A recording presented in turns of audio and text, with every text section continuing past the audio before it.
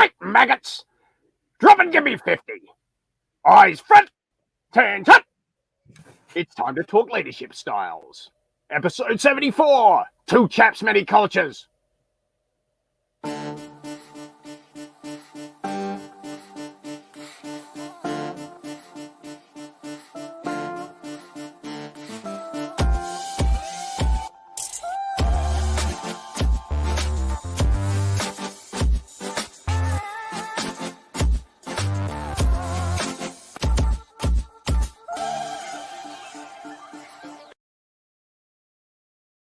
How does that make you feel inspired? I'm not sure if I like that kind of approach. How do you talk to me? I almost felt like I'm back in the military and having to do all these weird things. Can I stand at ease now? Yes, you may. Captain Parry. Drill Sergeant, thank you very much. Oh, So today, this is a good way to introduce this topic. I didn't expect that to happen. I'm a little bit caught off guard here. I've got to surprise you sometimes. We can't What are we just gonna have do with this, everything man? scripted. I've called our whole audience maggots. Not the best way to start off a Two Chaps episode 74, talking about leadership, talking about the styles of leadership, how they might be perceived, and how people might react to them, and are they appropriate? How does that set that up? And I'm sorry I called people maggots. I'm really concerned for the well-being of our audience now. I hope you guys will recover from this. So what we will discover, though, is how do we recognize what way of leading or instructing or guiding or controlling, supervising of groups of people is the best one? What do you think is the best way to lead a group of people? Well, it's cultural, as I've discovered in my. Well, I think our audience has kind of gotten used to the fact that we're going to loop that in. Yeah, I'm curious for Brett Parry, growing up in Sydney, Australia. What is the leadership style you're used to? What is the one that was handed to you or embedded in you from the early days? Well, in general, usually the people I looked up to, let me just say that the best ones that I responded to anyway. I had a very good leader in my very, very early career, and he was great. He was trusting, he was collaborative, he was interested, he was supportive, he was a coach, and as a result, I responded to it, and I found that a lot of people did respond to him positively in that way. And to this day, the people that work for him, are kind of this little club that we call, and I always remember that. It was had a big impact on my future professional life. So that was kind of, I would say in general, the Australian style is kind of one of the mates, but when it comes down to brass tacks, we're willing to kind of let somebody take the lead, but only when we give it to them, if that makes sense, because we have kind of a tall poppy syndrome perception there, that if you actually come in and you think you've, just like I started this episode, you start coming in, you start shouting at people and you start talking down to them and you start putting yourself above them, that will kind of give you a little bit of a bit of a rough start. Yeah, the word that resonated most with me was collaborative. So when you said one of the mates, so when we talk about being collaborative and part of a group of part of the mate, it sounds like you're part of equal peers. There's no discernible cascade of power, right? So everybody, at least at surface level, shares the same amount of influence and authority. Would that be safe to say? Yep. You pull your pants on the same as me, and as far as I'm concerned, that's how we start the day. And then, that's basically how I think in general. Yeah. how do you recognize that authority and power has been given to you by your peers? You said unless somebody is given that authority in your cultural context, how do you know that happened? Well, I'll give you an example of a client of mine who was in the UK, had lived in Germany, Italy, and India, and had been a leader, very, very senior leader. And he had gone to Australia, and he had found that his historical purview of being a leader in those cultures, which was very hierarchical, where he was treated separate and above, and granted all this authority just by the fact of his sheer position and title, that went away in Australia. And that was what really what formed the most of my coaching with him, was just basically going back to square one and saying, what he found is that he really liked it. He loved the point at which he was kind of now treated as one of the mates, but he was so uncomfortable in it because he hadn't had it, that he wasn't sure how to relate to it. And to your very question, he was not sure then, at what point do I now have to step up and be the leader in this group? That was the key point. And he when we discovered, we actually said, I said, there will be a point where they will kind of, the Aussies will start to come to you for sage advice. They will see you as the person who has the historical experience and the knowledge to do this. You've built the trust with them already. When they start to come with you and start to actually probably shut their mouth and say, now it's time for you to give us the lead, tell us where to point our arrows. And he had already had this experience, but he just didn't realize that it had happened. He was still trying to play the two roles. So there is a key point that happens, but you have to build that trust. You have to really you have to bring yourself down. You have to be humble. You have to be collaborative, as I've said. You have to show that you're willing to listen. And then if you're willing to listen, then there'll be a point where the Aussies will say, okay, all right, time for you to pull the boots on and tell us where to go. And I think this is a challenge for many people who come from a cultural background that values a clear pecking order, that a clear totem pole hierarchy, pyramid, whatever metaphor you want to use for distribution of power.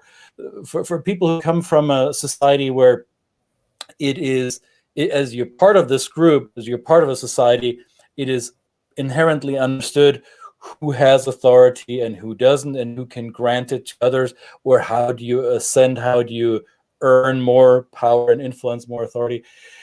If you're coming from one of those backgrounds and moving to a more egalitarian culture where it is less delineated who gets to do what and who calls the shots, that can be a real challenge. I've made that experience myself, right? So I come from a culture that is, let's say, a little bit more hierarchical than most Anglo-Saxon cultures. We're not as hierarchical as those cultures that are the poster children for hierarchical societies like Japan or Mexico, for example. But it was an adjustment period for me as well.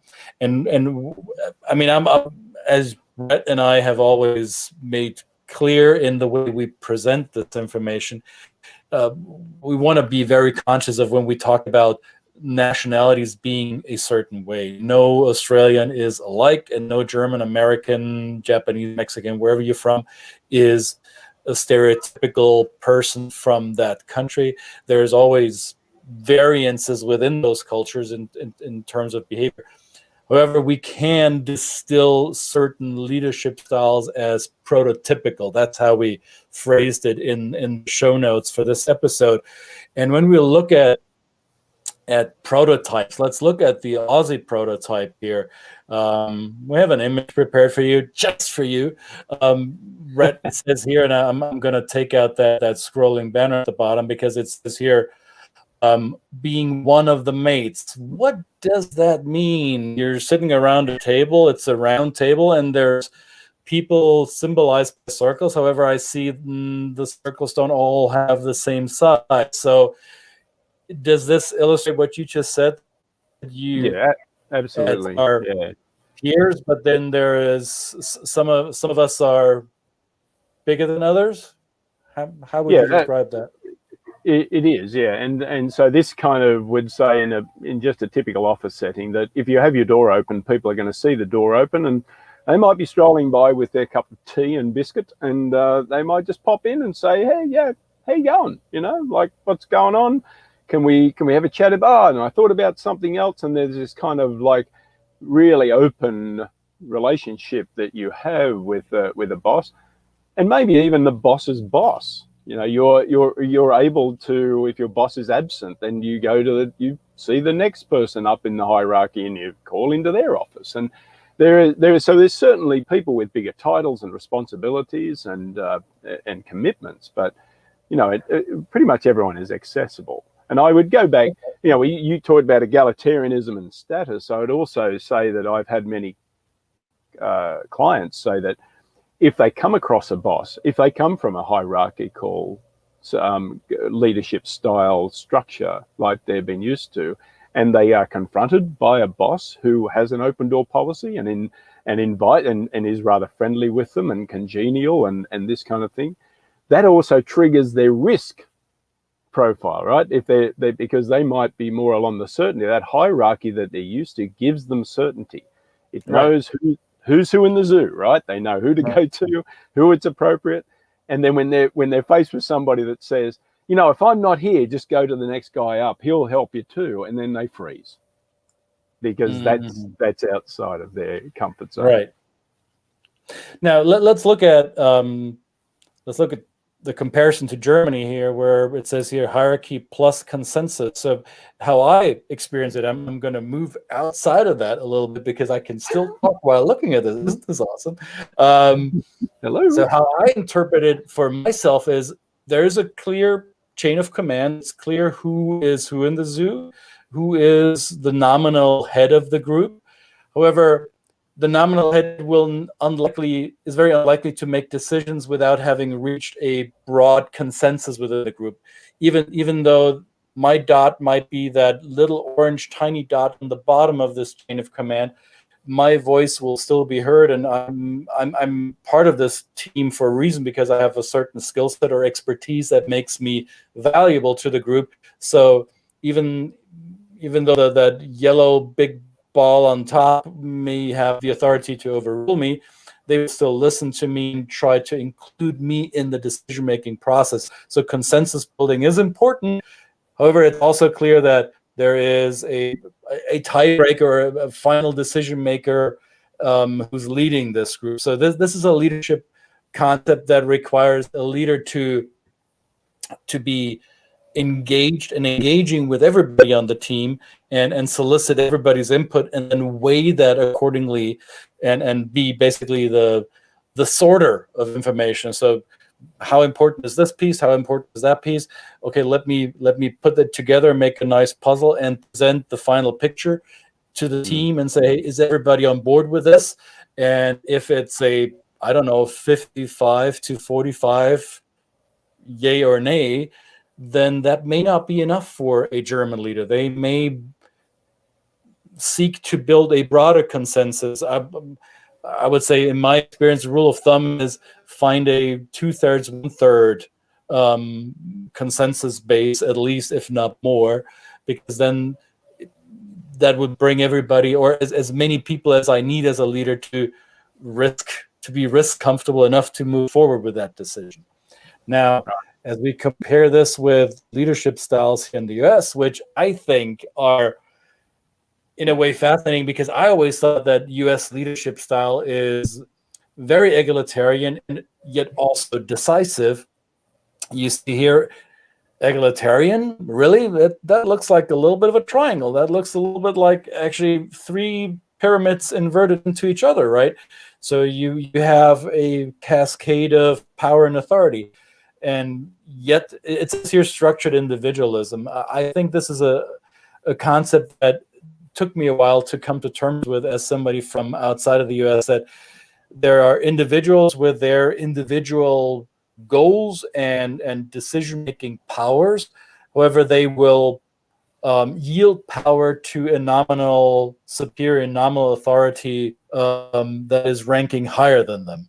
And to me, this was a learning curve that I'm still adjusting to be honest, after all these years, because my initial understanding of U.S. culture was, hey, we're all equal on paper, and we're a group of individuals who come together aligned along a common goal, and that deference to a higher power, to a higher authority, or for me as a German, the lack of consensus building that was necessary to lead efficiently in the US, that is sometimes hard for me to deal with. After all these years, I want to be part of a consensus and not be given instructions that I might not agree with.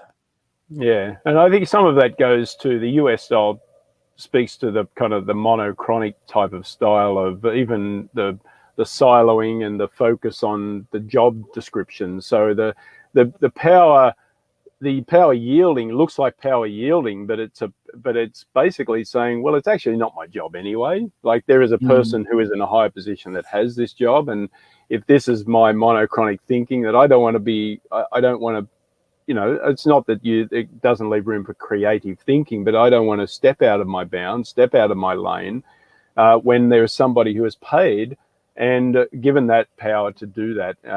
Whereas, so that's a good observation. I think that demonstrates it really well. And then you've got there is a lot of frustration from Western leaders in inverted commas, but they go to a country like Japan, very hierarchical, where but still a lot of consensus. So trying to get everybody on board, the nemawashi, right? They've got to meet everybody's needs.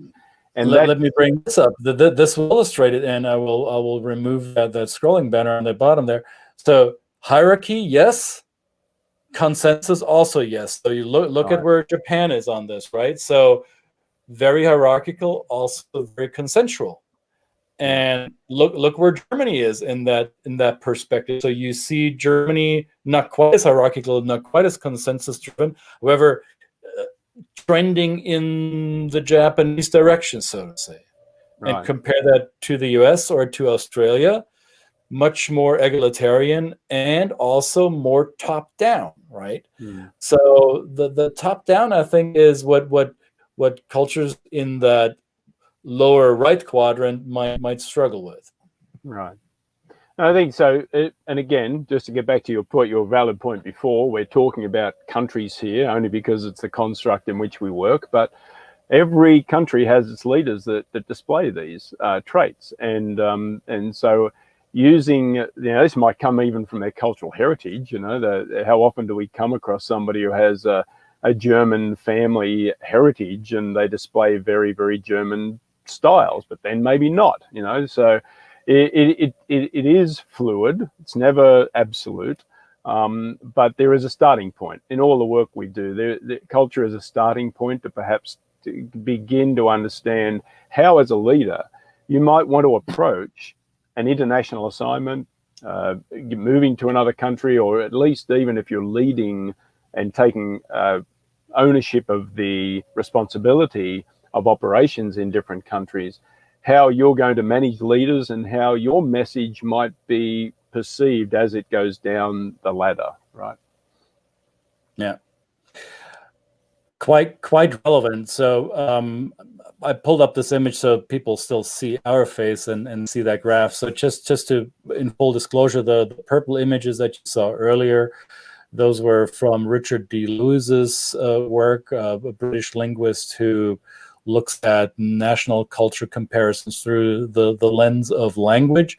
The diagram we're displaying here is from Erin Meyer's book, The Culture Map, where she overlays cultural dimensions in a more complex yet more, I think, more nuanced way. So we're not just comparing status versus egalitarianism, we're also comparing consensus versus top-down. And nation cultures are plotted along that grid, as you can see.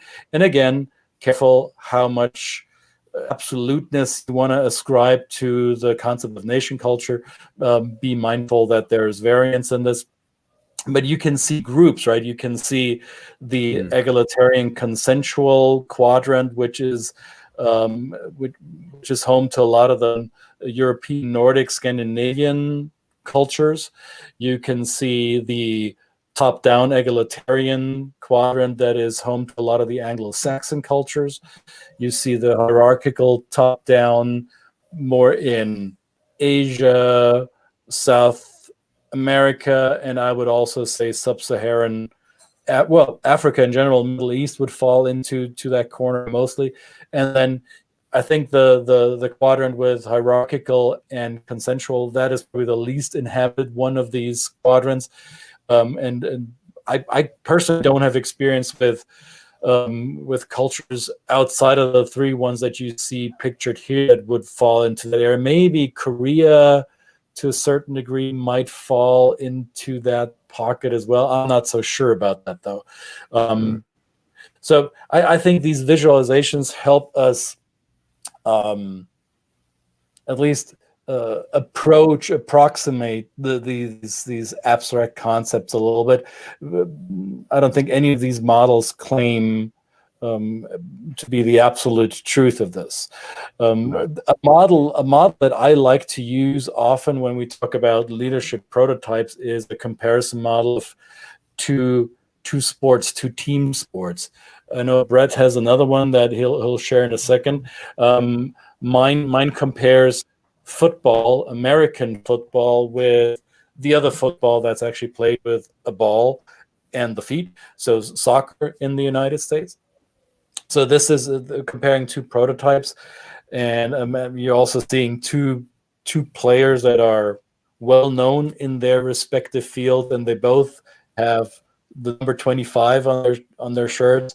And yet, even though the name of the game seems so similar, it's the pitch on which they play seems similar, and it's not the same. So those of you who've spent time with me in cultural training programs around leadership across cultures will recognize this model. I'm not going to debrief it here completely, but rest assured that one is a more a leadership approach in which leaders ascribe autonomy in decision making to individual team members, and the other model, the other prototype, is a clear standard operating procedure, prescriptive type of leadership, which is definitely not the same, even though both sports, both team activities are called football and are played on a rectangular pitch.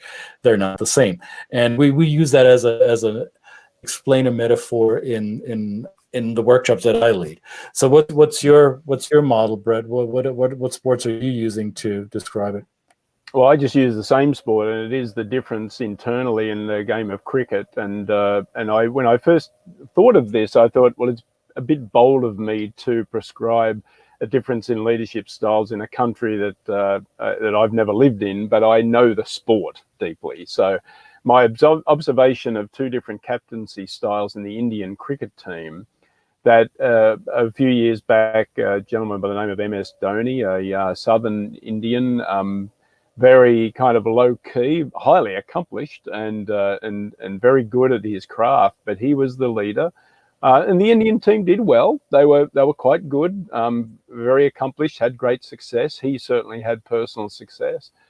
Cricket in and of itself is a pretty egalitarian sport. You have a captain, but he really doesn't, he's not the figurehead like the quarterback in an NFL team. But then after him came a gentleman by the name of Virat Kohli, who was from New Delhi. Now, it might be said that gives an indication of a little bit more directness. And in the sport itself, it displays itself as aggressiveness. So as us Aussies, who are quite proud of our the way we play cricket, all of a sudden we're confronted with a leader who was very aggressive back at us. And of course, it influenced the rest of the team. It had an effect on how the whole team played the game. And all of a sudden we were getting kicked in the shins pretty hard by these guys. And they beat us handily on a number of occasions where we had to wake up and say, well, we're now playing against a different Indian team. It's the same country, it's the same team, but it's a different leader. And their influence has had a profound, his influence has had a profound effect on the way the team plays the game. And so that's just one example. And when I've used that as a metaphor with even many Indian clients, they go, that's exactly right. And of course they're quite proud of Virat. They love MS Dhoni as well, but they love Virat as well. But it is the recognition of how a leader can impact the I even bring it down to, sometimes I'll walk into a Starbucks if I'm, I frequent Starbucks for their cups of tea, not their coffee, but I'll often walk in and I'll watch I'm observant of the interaction between the people behind the counter, strangely enough, and I'm watching how friendly they are to the customers, and I'm cognizant of this, having a retail background, and how this might be influenced by the leader or the owner of that particular franchise. And quite often or not, if I get the chance to meet that owner or franchise manager, I find that what the person is behind the power is what displays behind the counter. It's happened so many times I could probably write a book on it, but it is just it really does bring to bear how just that influence can be perceived by the clients of a business. This is how impactful it is for the business, that you should be cognizant of how your style is influencing the way your staff and the people around you present your business to the world. Right. Which brings to the awareness that what we talked about so far, cultural comparisons are fine and dandy in describing leadership style preferences. However, we want to make sure that we also look at the personality type. You may find a Japanese leader who is quite assertive and top down, and defying what we just told you about the Nemawashi consensus that permeates Japanese business culture, because that Japanese leader may have done most of his work or her work outside of Japan in maybe North America. Maybe they worked for Toyota of America and they learned to be a little bit more decisive. Who knows? You might encounter a German leader who is I don't know, much more egalitarian and doesn't care about her academic degrees and her official rank and file within the organization, and she'll be one of the mates around the table. So personality informed that as well. So we want to make sure that we don't reduce this to national stereotypes.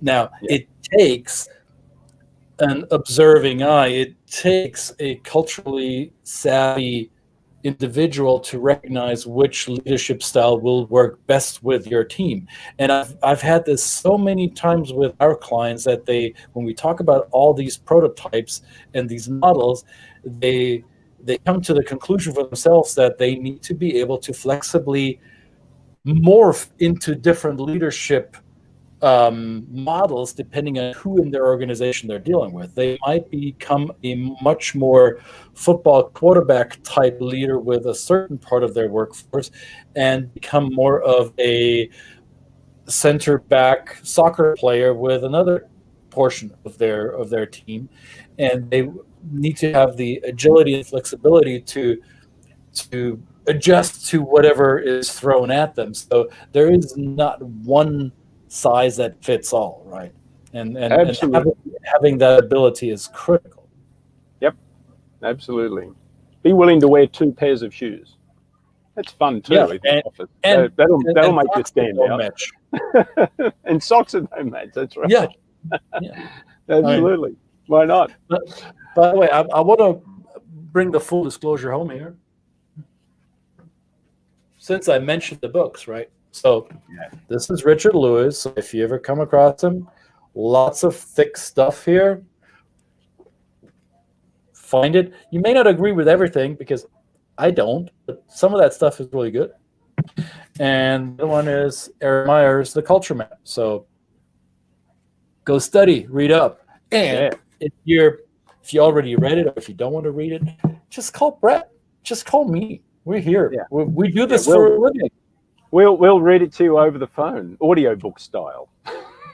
Well, I'll text it to you. I'll send you text messages. You'll text the whole chapter. There's a promise for you, folks. I'm totally being sidetracked here, but I know this guy on LinkedIn who creates Instagram accounts where he basically digests whole books in Instagram meme style. So he has, like, I don't know, 200 posts on one Instagram account, which is the digest of one book that he likes.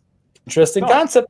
We're not doing that. However, Brett and I, we do this for a living. So if these leadership questions are painful to you, and if you've run into issues there, you know how to find us. Or if you don't, look at the banner. That's where you find us. That's right. Absolutely. Well, that's another one of the Can 74, Two Chaps, Many Cultures, for a Thursday or any day, depending on what day you're listening to us. Please give us your feedback, questions, comments, answers, structured arguments, abstracts, whatever. Pretty pictures, paint pictures, send us anything. Really, we'll take it all. Don't send us your homework. We're not grading that. No, we're not doing your homework for you. That's for sure. Yeah. All right. It's been a pleasure. It has been a pleasure. Now, give me 50. All right.